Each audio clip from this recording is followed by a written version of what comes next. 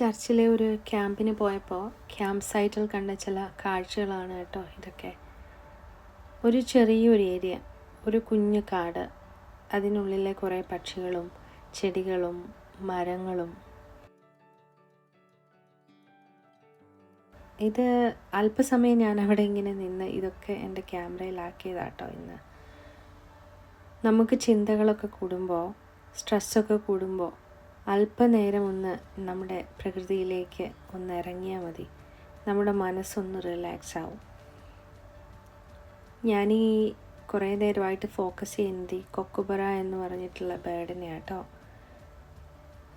പിന്നെ ഞാൻ പറഞ്ഞില്ലേ, നമുക്ക് ടെൻഷനും ചിലപ്പോഴൊക്കെ സ്ട്രെസ്സും ഒക്കെ വരുമ്പോൾ, അത് മാത്രമല്ല നമ്മൾ വീടിനുള്ളിൽ കുറേ നേരം ഒതുങ്ങിക്കൂടുമ്പോൾ നമുക്ക് തന്നെ ഒന്ന് മടുപ്പ് തോന്നും. അതങ്ങനെയാണ്. എന്നാൽ അത് നമ്മുടെ ചിന്തകളെ പിന്നെയും മുരടിപ്പിക്കും, ടെൻഷൻ ഉണ്ടാക്കും, സ്ട്രെസ്സ് കൂട്ടും, ആവശ്യമില്ലാതെ ഒരുപാട് ചിന്തകൾ നമ്മളിലേക്ക് കൊണ്ടുവരും. നമുക്ക് നമ്മെ മോട്ടിവേറ്റ് ചെയ്യാൻ, ഒന്ന് റിലാക്സ് ചെയ്യാൻ ചിലപ്പോൾ ഒന്നിനും സാധിക്കുമെന്ന് വരില്ല. അപ്പോൾ നമ്മൾ തന്നെ ഒരു സ്റ്റെപ്പ് എടുക്കണം. കണ്ണടച്ച് അല്പനേരം ഈ പ്രകൃതിയിലെ ശബ്ദങ്ങൾ, കാറ്റ്, മരങ്ങൾ ഒക്കെ ഒന്ന് ശ്രദ്ധിച്ചാൽ നമ്മളൊക്കെ ഒത്തിരി റിലാക്സ് ആവും. ഇതൊക്കെ നമ്മെ ഒക്കെ എനർജി ആക്കുന്നത് പോലെ എന്തോ നമുക്ക് തോന്നും. പുതിയ തീരുമാനങ്ങൾ, പുതിയ വഴികൾ ഒക്കെ തിരഞ്ഞെടുക്കാൻ ഇത് സഹായിക്കുകയും ചെയ്യും. ഞാനൊന്ന് ചോദിച്ചോട്ടെ, എപ്പോഴാണ് നിങ്ങൾ ഏറ്റവും നന്നായി ഉള്ളു തുറന്ന് നിങ്ങൾക്ക് വേണ്ടി ഒന്ന് ചിരിച്ച നിമിഷമുള്ളത്? എപ്പോഴാണ് നിങ്ങളെക്കുറിച്ച് നിങ്ങൾക്കിഷ്ടമുള്ള ഒന്ന്, അത് ചിലപ്പോൾ ഒരു ഫുഡാകാം, അല്ലെങ്കിൽ ഒന്ന് ട്രിപ്പാവാം, നിങ്ങൾക്ക് ഇഷ്ടമുള്ള ഒരു ചോക്ലേറ്റ് ആവാം, ഒരു ബുക്കാകാം, നിങ്ങൾക്ക് വേണ്ടി ചെയ്തിട്ടുള്ളത്? നാം അങ്ങനെയാണ്. എല്ലാം പിന്നത്തേതിന് വേണ്ടി മാറ്റിവെക്കപ്പെടുമ്പോൾ നാം നമ്മെ തന്നെ പിന്നെ എന്തിനോ വേണ്ടി മാറ്റിവെക്കുകയാണ് കേട്ടോ. ദൈവം തന്നെ ഈ കൊച്ചു ജീവിതത്തിൽ സന്തോഷിക്കുമ്പോൾ ഇതെല്ലാം നമുക്ക് ചെയ്യാൻ കഴിയും.